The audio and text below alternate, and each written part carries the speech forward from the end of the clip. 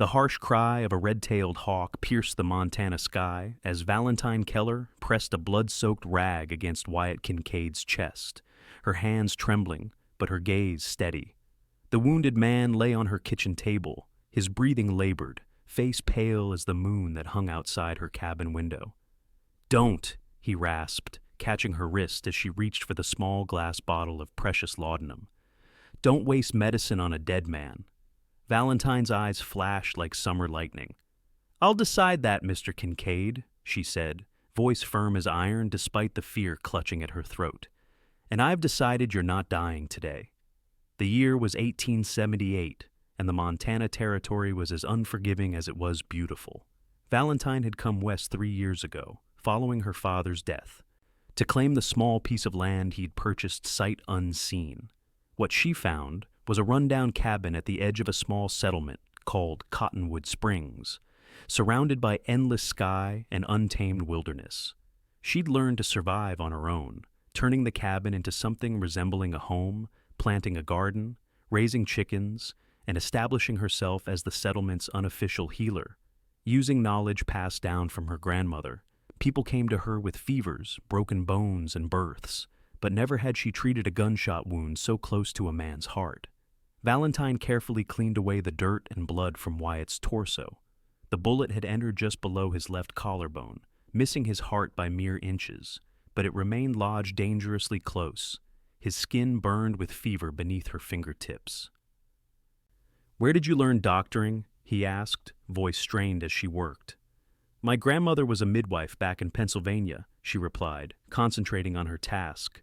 "I watched and learned. Now hush and save your strength." Wyatt had appeared at her door just after sunset, slumped over his horse, barely conscious. She'd recognized him immediately. Everyone in Cottonwood Springs knew of Wyatt Kincaid. He'd arrived 6 months ago, taking work at the Thompson Ranch, keeping mostly to himself, but earning a reputation as a skilled horseman and a straight shooter. Some whispered he was running from something, but in the West, a man's past was his own business. "Who shot you?" Valentine asked, reaching for a small pair of tweezers she kept for splinters. "Man named Blackburn," Wyatt replied through clenched teeth. "Dispute over cards. He claimed I cheated." "Did you?" A ghost of a smile touched his pale lips. "No, madam." Valentine nodded, believing him instinctively.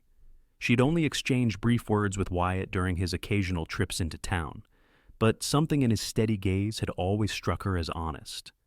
"This will hurt," she warned, positioning the tweezers. Wyatt nodded grimly, bracing himself. "Do what you must." Valentine took a deep breath and probed for the bullet. Wyatt's body went rigid, a strangled sound escaping his throat before he fell unconscious. In some ways, it was a blessing. She worked quickly, finally extracting the small lead ball with a triumphant exhale. Dawn was breaking by the time she finished cleaning and bandaging the wound. Wyatt had regained consciousness briefly, only to fall into a fever-induced sleep. Valentine placed a cool cloth on his forehead, watching the rise and fall of his chest. By all rights, he should be dead. The bullet had been dangerously close to his heart. Yet, something told her this man wouldn't die easily. She made a pallet next to the table, determined to stay close. As exhaustion overtook her, Valentine wondered what she'd gotten herself into, taking in a wounded cowboy who likely had enemies looking for him. But she couldn't have turned him away. That wasn't who she was. That wasn't who her father had raised her to be. Morning sunlight streamed through the cabin windows when Valentine woke with a start. Wyatt was watching her, his blue eyes clear despite the pallor of his skin. "You saved my life," he said simply. "Not yet, I haven't," she replied, rising to check his bandages. "You're still in danger of fever and infection. Nonetheless, I'm grateful." His voice was stronger than she'd expected. "Most folks would have left me to die." Valentine shrugged, uncomfortable with his gratitude. "Most folks aren't me." Over the next 3 days, Valentine tended to Wyatt with unwavering dedication.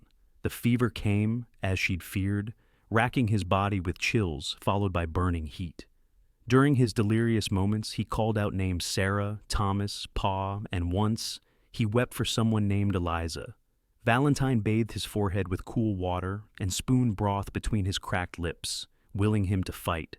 On the fourth morning, the fever broke.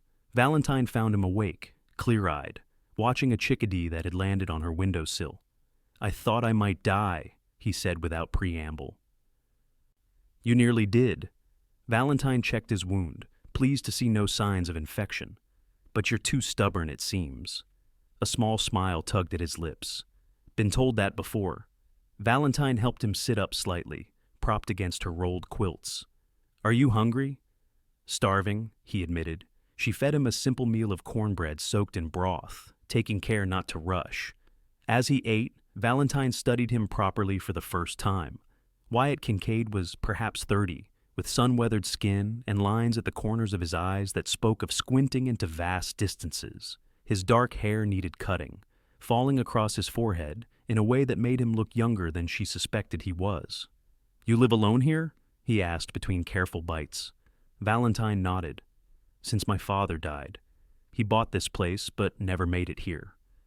Influenza took him back in '75. I'm sorry. Thank you." She took the empty bowl. "What about you? Anyone waiting for you somewhere?" A shadow passed over his face. "No, not anymore." Valentine didn't press. Everyone had their sorrows. The West was built on them. That evening, as she stoked the fire, Wyatt spoke again. "Blackburn will be looking for me." Valentine straightened. "The man who shot you?" "Yes. He's not the type to leave business unfinished." "What kind of business involves shooting a man over cards?" Wyatt's expression hardened. "The kind where he was using marked cards and I called him on it. The kind where he's been running a scheme across 3 territories, and I've been tracking him." Valentine stared at him. "You're not just a ranch hand." "I work ranch jobs when I need money," Wyatt admitted. "But no, that's not my primary occupation." "Then what is?" He hesitated. "I track people, sometimes for the law, sometimes for private citizens with legitimate claims." "A bounty hunter," Valentine said flatly. "I prefer recovery specialist," he replied with a hint of wry humor. "But yes, in essence." Valentine processed this information. "And this Blackburn, he's someone you were tracking?" Wyatt nodded. "For the past 6 months. He's wanted in Colorado for murder and fraud. I finally caught up to him here, but..." He gestured to his wound. "He got the drop on you." "I got careless," Wyatt corrected. "Won't happen again." Valentine frowned. "You're not going after him again." "That's exactly what I'm going to do, as soon as I can ride." "You nearly died." "Which is why I need to finish this," he said firmly. "Blackburn knows I'm alive. He'll come looking, and he won't care who gets hurt in the process." The implication hung in the air between them. Valentine felt a chill despite the fire's warmth. "You think he'll come here?" she said softly. "Eventually, yes." Wyatt's gaze was steady. "I need to recover quickly, Miss Keller, not just for my sake." Valentine stood abruptly, gathering their dishes. "You won't recover at all if you push too hard. For now, you need rest." But that night, as she lay in her bed, having insisted Wyatt take the pallet by the fire, Valentine found sleep elusive. The cabin that had always been her sanctuary now felt exposed and vulnerable. Every creak of the settling logs made her tense. Outside, an owl called, its haunting cry emphasizing the vastness of the darkness surrounding her small home. At dawn, Valentine rose and loaded her father's old shotgun, placing it within reach as she prepared breakfast. Wyatt watched her with knowing eyes, but said nothing.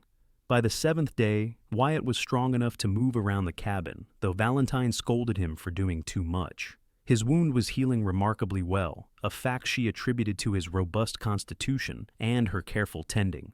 Despite her misgivings about his profession, she couldn't deny feeling a growing admiration for his quiet strength and unfailing courtesy. "You should have been a doctor," Wyatt commented as she changed his bandage. "You've got healing hands."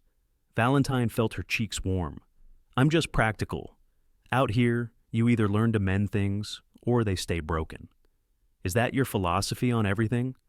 She considered his question. "I suppose it is. My father always said there are 2 types of people, those who fix and those who break. I prefer to be the former. A worthy aspiration." Wyatt winced slightly as she secured the fresh bandage. "Sorry," she murmured. "Almost done."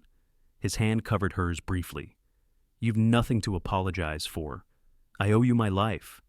Valentine met his gaze, suddenly aware of his proximity, of the warmth of his skin beneath her fingers. She pulled away, busying herself with putting away her supplies. "I should go into town today," she said, changing the subject. "We're running low on supplies, and I need to check on Mrs. Thornton. Her time is near." "You shouldn't go alone," Wyatt frowned, "not with Blackburn potentially watching. Cottonwood Springs isn't that big. Someone would notice a stranger hanging around. Unless he's being careful. Men like him know how to blend in." Valentine tied her apron strings with a decisive tug. "Well, I can't exactly take you, and we need supplies. I'll be careful, and I'll ask Sheriff Morris to escort me home if it would ease your mind."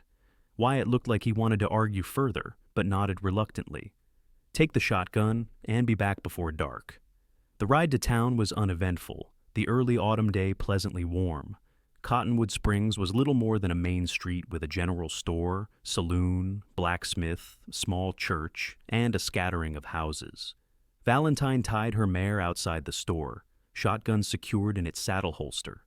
Inside, Mr. Peterson greeted her warmly. "Miss Keller, haven't seen you in a spell. Everything all right out your way?" "Just fine, thank you," she replied, handing him her list. "Been busy with the garden?" As Mr. Peterson gathered her supplies, the bell above the door jingled. Valentine turned to see Sheriff Morris entering, his weathered face breaking into a smile. "Well now, if it isn't our resident healer. How are you, Miss Keller?" "Very well, Sheriff. And yourself?" "Can't complain."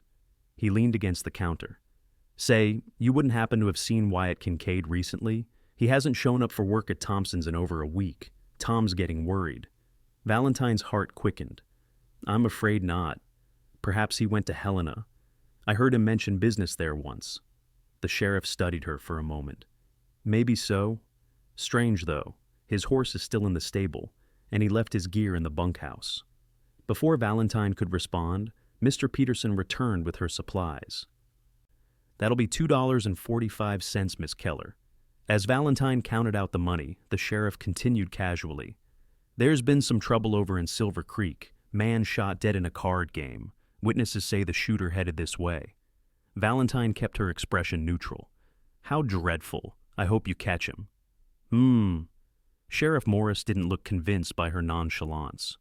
"I'd be obliged if you'd let me know if you see anything unusual out your way. Being isolated as you are." "Of course, Sheriff." Valentine gathered her packages. "Actually, would you mind escorting me home? My mare's been skittish lately, and I'd appreciate the company." The sheriff tipped his hat. "Be my pleasure, Miss Keller. Just need to stop by the office first if you don't mind waiting." Valentine visited Mrs. Thornton while waiting for the sheriff, confirming that the baby had indeed dropped and would likely arrive within the week. By the time she and Sheriff Morris set out for her cabin, the afternoon was waning. Valentine felt increasingly anxious, aware that Wyatt would be worried and right to be so, given what she'd learned. The sheriff made polite conversation during their ride, but Valentine sensed he was watching her carefully. As they approached her cabin, smoke rising reassuringly from the chimney, she tensed. Would Wyatt have the sense to hide if he heard horses approaching? "Looks like you've got company," Sheriff Morris observed, nodding toward a second horse tethered outside her cabin. Not Wyatt's horse, but one she'd never seen before. Valentine's blood ran cold. "I'm not expecting anyone."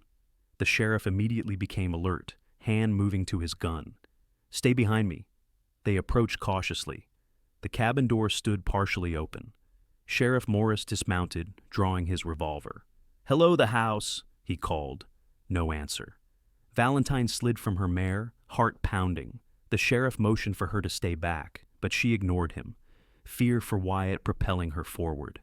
Inside, the cabin was in disarray, table overturned, her precious few books scattered across the floor. Blood drops formed a trail toward the back door.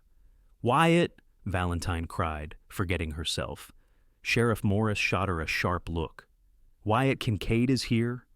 Before she could answer, a groan came from the bedroom. Valentine rushed past the sheriff, finding Wyatt slumped against the wall, a fresh wound on his temple bleeding freely. "He took me by surprise," Wyatt said groggily. "Blackburn came through the window." Sheriff Morris appeared in the doorway, gun still drawn. "Blackburn, Victor Blackburn?" Wyatt nodded, wincing. The same. He's wanted in Colorado. I've been tracking him. So you're not just a ranch hand, the sheriff said, holstering his weapon. No, sir. I work with the Rocky Mountain Detective Association. Valentine knelt beside Wyatt, examining his head wound. You're bleeding again. It's nothing, he insisted, trying to rise. We need to go after him. He can't be far.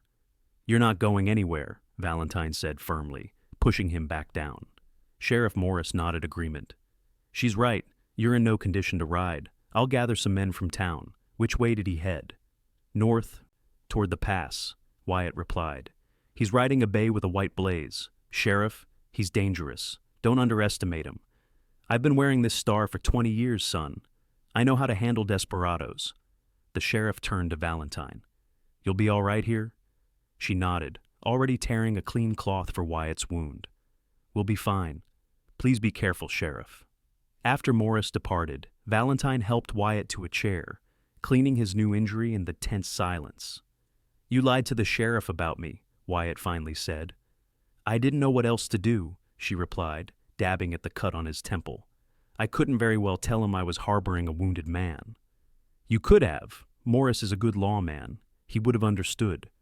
Valentine set aside the cloth. Well, it doesn't matter now. He knows you're here, and he knows about Blackburn. Wyatt caught her wrist gently. Thank you. For everything.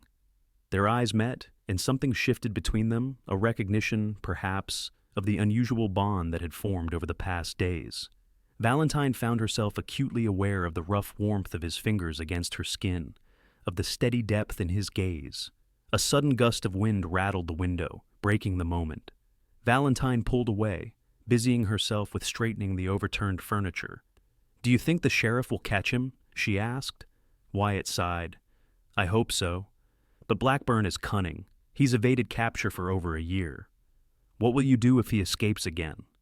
Follow him, Wyatt said without hesitation, until he faces justice for what he's done. Valentine paused in her tidying. And then? Then? Wyatt looked around her small cabin, his expression softening. I don't know. I've been chasing men like Blackburn for 5 years now. Haven't given much thought to after. There's always an after, Valentine said quietly, even in the worst of times. Wyatt studied her. You sound like you speak from experience. Valentine resumed her straightening. When my father died, I thought my life was over too. I was 22, alone, with nothing but this cabin I'd never seen, and skills that meant little in Philadelphia society. I could have given up. Many expected me to. But you didn't. No, she agreed. I packed what I could carry and came west. It wasn't easy. That first winter, she shook her head at the memory. But I survived, found purpose in helping others, built a life. You're remarkable, Valentine Keller, Wyatt said softly. She felt her cheeks warm at the use of her given name. I'm practical, as I said before. It's more than that. Wyatt leaned forward, wincing slightly. You have courage, true courage. Valentine wasn't sure how to respond to the admiration in his voice. No one had ever spoken to her this way, as if she were something precious and rare. Night fell without word from Sheriff Morris. Valentine secured the doors and windows, placing the shotgun within easy reach. Wyatt insisted on taking watch despite his injuries, positioning himself near the front window. Valentine eventually fell into an uneasy sleep in her bedroom, dreams filled with shadowy figures and gunshots. She woke to the smell of coffee. Sunlight streamed through her window, and for a moment, Valentine was disoriented. Then she remembered Wyatt, Blackburn, the sheriff's posse. She hastily dressed and hurried to the main room. Wyatt stood at her stove, looking remarkably improved despite the bruise on his temple. He turned at her entrance, offering a cup of coffee. Good morning. Hope you don't mind. Figured you could use this? Valentine accepted the cup, surprised by the domestic scene. Thank you. Any word from town? Wyatt shook his head. Not yet, but I expect we'll hear something today.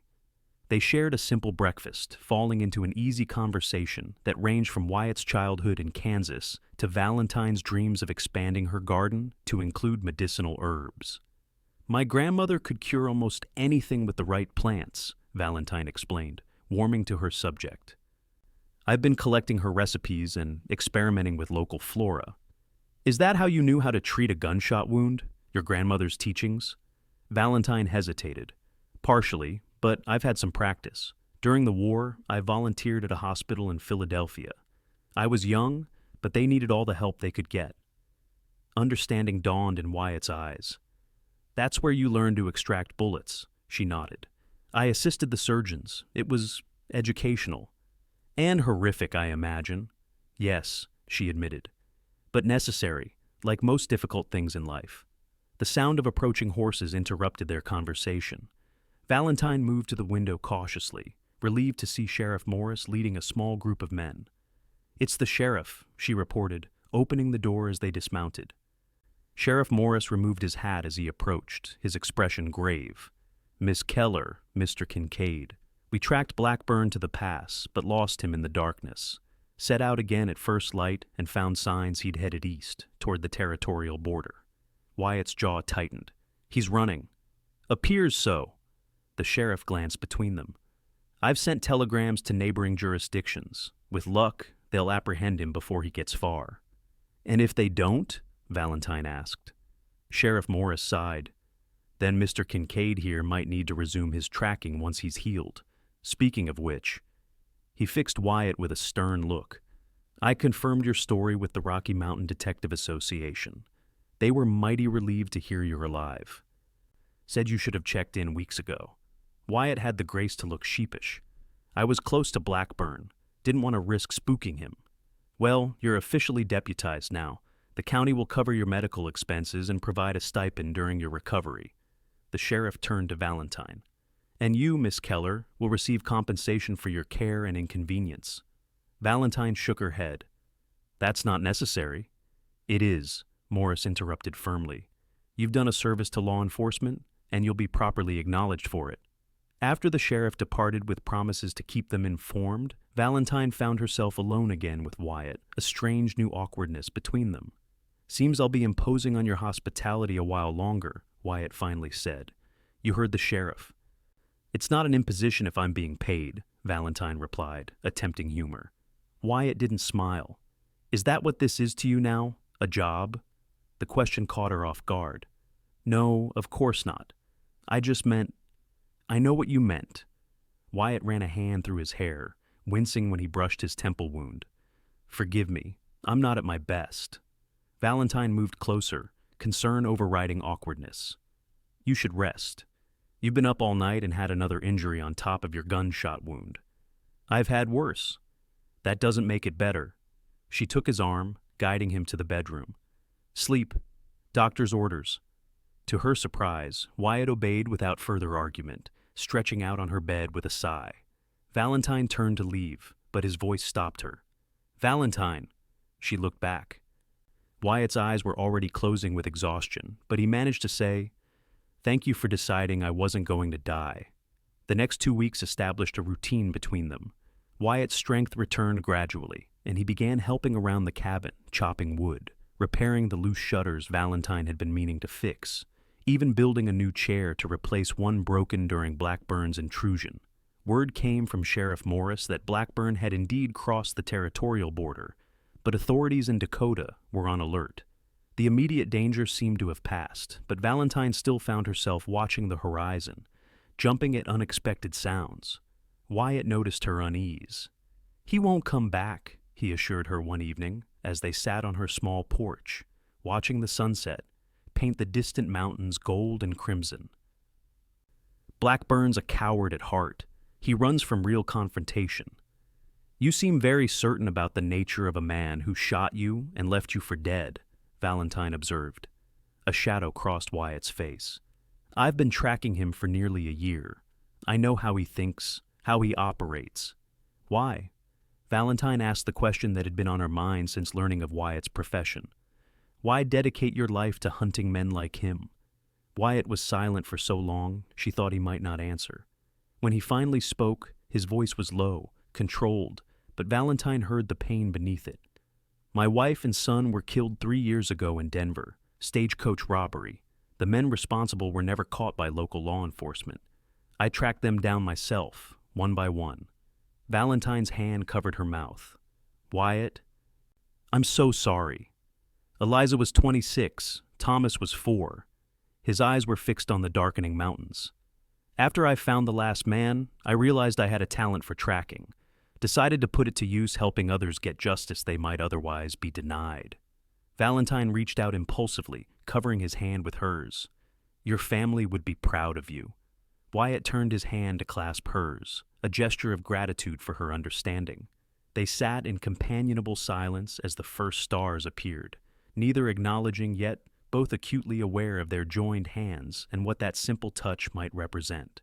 The following day brought Mrs. Thornton's husband to Valentine's door, red-faced and breathless, announcing his wife's labor had begun.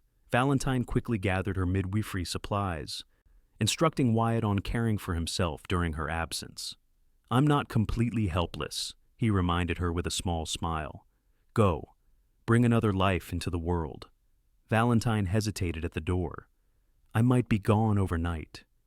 I'll be here when you return, Wyatt promised, understanding her unspoken concern. The labor was long and difficult. By the time little Emma Thornton entered the world, screaming her indignation, dawn was breaking. Valentine stayed to ensure mother and baby were stable, finally heading home in the late afternoon, bone-tired but satisfied. She was halfway home when she spotted the rider approaching from the east, a man on a bay horse with a distinctive white blaze.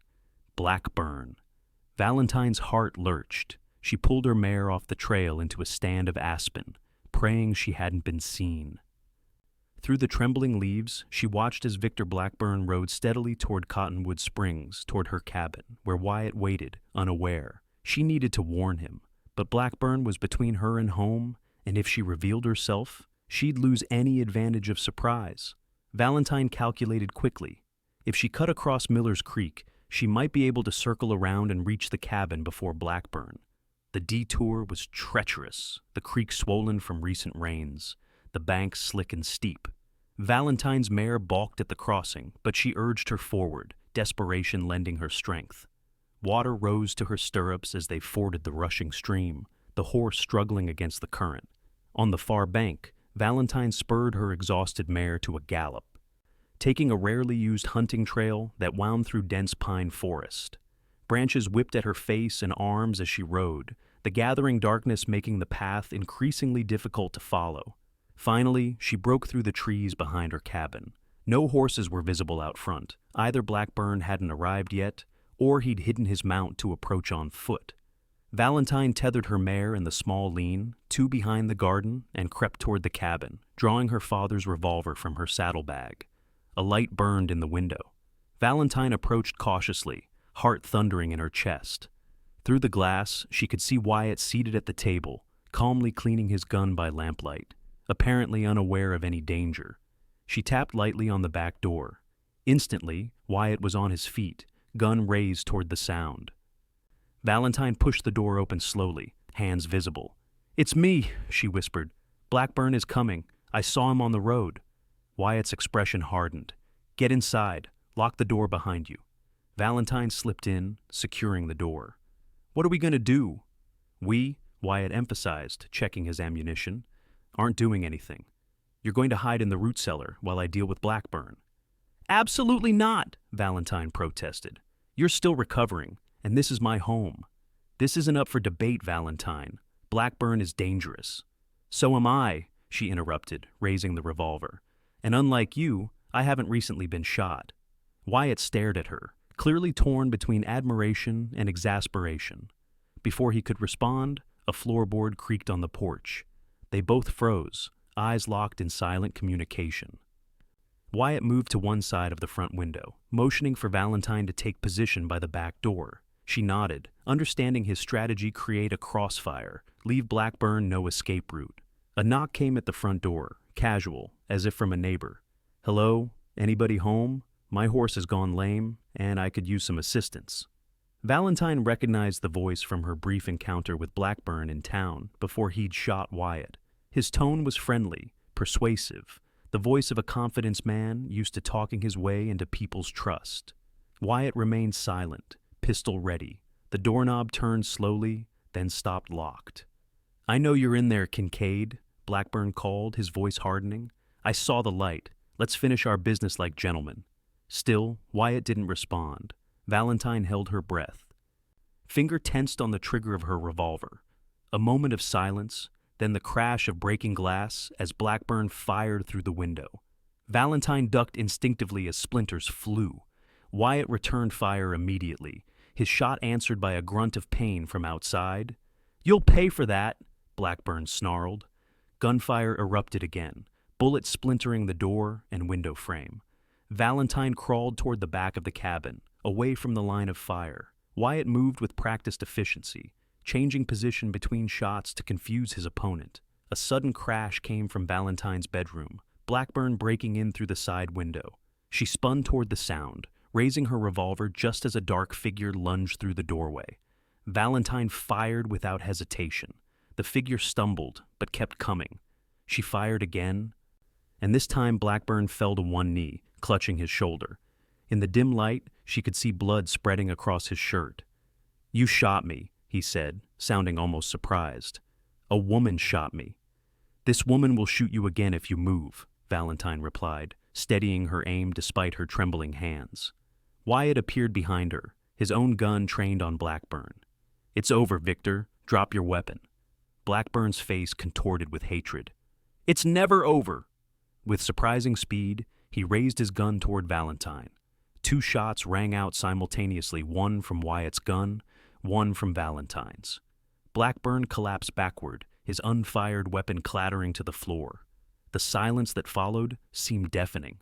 Valentine stood frozen, the revolver suddenly heavy in her hand. Wyatt moved past her to check Blackburn, confirming what they both already knew. The outlaw was dead. "Are you hurt?" Wyatt asked, gently taking the gun from her rigid fingers. Valentine shook her head, unable to speak. She had delivered babies, tended the sick, healed the wounded, but she had never taken a life before. Wyatt seemed to understand. He led her to a chair, pressing a cup of water into her hands. "Drink. You're in shock." "I killed him," she finally whispered. "We both did," Wyatt corrected. "And he left us no choice. He would have killed us both without hesitation." Valentine knew this was true, yet the knowledge did little to ease the weight settling on her chest. "What happens now?" "I'll ride for the sheriff. We'll need to make statements." Wyatt knelt before her, taking her cold hands in his. "Valentine, look at me." She raised her eyes to his. "You did what was necessary to survive. There's no shame in that." "I know," she said softly. "I just never thought that you'd be capable of it." Wyatt finished for her. "Most people never discover what they're capable of until circumstances force them to. It doesn't change who you are." Valentine drew a steadying breath. "You should go for the sheriff. I'll wait here." Wyatt hesitated. "Are you certain? I don't want to leave you alone with—" "I'll be fine," she assured him, stronger now. "Go. The sooner this is resolved, the sooner we can put it behind us." After Wyatt departed, Valentine covered Blackburn's body with a blanket, then set about cleaning up the worst of the damage to her cabin. The physical activity helped settle her mind, giving her hands purpose while her thoughts gradually ordered themselves. By the time Sheriff Morris arrived with Wyatt and two deputies, Valentine had swept away the broken glass, patched the window with oilcloth, and made coffee. She gave her statement clearly and concisely, describing Blackburn's attack and her response. "You did what any person would do to protect their home and life," Sheriff Morris assured her. "The inquest will be a formality. Blackburn was wanted for murder in 2 territories. No one will fault you for stopping him." After the body was removed and the deputies departed, Sheriff Morris lingered, speaking quietly with Wyatt outside. Valentine watched through the window as they shook hands, the sheriff clapping Wyatt on the shoulder before mounting his horse. "What was that about?" Valentine asked when Wyatt returned. "Morris offered me a job," Wyatt replied, sounding surprised himself. "Deputy sheriff here in Cottonwood Springs. Says the town's growing, and he needs someone he can trust." Valentine's heart quickened. "Are you considering it?" "I am," Wyatt admitted. "Blackburn was my last assignment. I've been thinking about settling somewhere, putting down roots." His eyes met hers. Finding a different purpose. The implication hung between them, fragile as morning mist. Valentine busied herself with the coffee pot, buying time to steady her voice. Cottonwood Springs is a good community, growing, as the sheriff said. It has other attractions as well, Wyatt said quietly. Valentine turned to face him. Such as? Determined women who save stubborn cowboys even when they insist medicine shouldn't be wasted on them. Wyatt stepped closer. Women who build homes and heal the sick and face down outlaws without flinching. Women named Valentine Keller. Her breath caught. Wyatt. I'm not good with pretty words, he continued, but these past weeks have shown me something I thought I'd lost forever, the possibility of a future worth building. A future I'd like to build here, if you're amenable. Amenable, Valentine repeated, a smile tugging at her lips despite the seriousness of the moment. Is that a proposal, Mr. Kincaid? Not yet, he answered honestly. I think we both need time, but it's a declaration of intent, a promise that, if you'll allow it, I'd like to court you properly, without gunshot wounds and outlaws interrupting. Valentine considered his words. She'd come west seeking independence, never expecting to find partnership. Yet standing before her was a man who had seen her strength and her vulnerability, who respected both equally. I believe I would be amenable to that, she said softly. Wyatt's smile transformed his face, erasing the hard lines of the manhunter and revealing the man beneath the man who had begun to heal, not just in body, but in spirit under her care. Then I'll speak to Sheriff Morris tomorrow, he said, taking her hand, and accept his offer. As spring blossomed across the Montana territory, Wyatt settled into his role as deputy sheriff with surprising ease. The citizens of Cottonwood Springs quickly came to respect his fair-minded approach to justice and his quiet competence. Valentine continued her work as a healer, but now, with official recognition, Dr. E. Holbrook from Helena visited specifically to provide her with additional training and a certificate acknowledging her as a qualified medical assistant.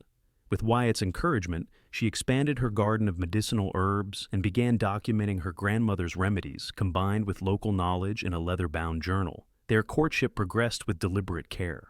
Wyatt called on Valentine properly every Sunday, bringing small gifts, a ribbon from the general store, wildflowers gathered on his patrols, once a kitten from a litter at the livery stable that now ruled Valentine's cabin with benevolent tyranny. On Valentine's 26th birthday in July, Wyatt took her on a picnic beside the creek where they'd first met. He bleeding and barely conscious, she determined to save him despite his protests. Under the same sky, beside the same rushing water, he asked her to be his wife. I never expected to love again, he told her, holding her hands in his. Never thought I deserved it after failing to protect Eliza and Thomas. But you taught me that life doesn't end with loss, that healing is possible, that new beginnings wait if we're brave enough to claim them. Valentine, who had once crossed a continent alone to build a life from nothing, found herself speechless with emotion. Finally, she managed, yes. With all my heart, yes. They were married in September when the aspen leaves had turned to gold. Sheriff Morris gave the bride away, and Mrs. Thornton's baby Emma, now walking and chattering, served as flower girl, scattering petals with enthusiastic abandon. The newly expanded cabin Wyatt had spent the summer adding 2 rooms and a proper porch became a center of community healing.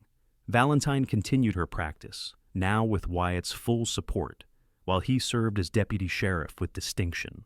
Their home became known as a place of refuge, a haven where the injured could find physical healing and the troubled could find wise counsel. In the spring of 1880, Valentine gave birth to their first child, a daughter they named Sarah, after Valentine's mother. Wyatt wept when he held her, this tiny miracle who represented everything he'd thought forever lost. 2 years later, their son Robert joined the family, followed by twins, Grace and James, in 1885. The Kincaid home rang with children's laughter, a sound that healed old wounds better than any medicine. On the 10th anniversary of the day, Valentine had pulled a bullet from near Wyatt's heart. They sat together on their porch, watching their children chase fireflies in the gathering dusk. Do you ever regret it? Wyatt asked softly. Taking in a half-dead cowboy who told you not to waste your medicine? Valentine leaned against his shoulder, the solid strength that had become her home, as surely as the walls they'd built together. Never. Not for a single moment. Wyatt pressed a kiss to her temple. Nor I.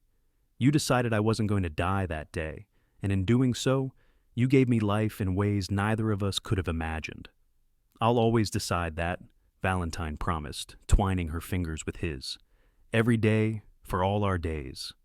As night settled over the Montana wilderness, the Kincaid family gathered in the warmth of their home, a home built on courage, sustained by healing and illuminated by a love that had begun with a bullet near a heart, and a woman's determination to save what others might have abandoned. And in that home, for many years to come, Valentine and Wyatt Kincaid lived the fullness of a love neither had expected to find proof that even in the wild, untamed West, healing hands and determined hearts could build something that would endure long after the frontier itself had faded into history.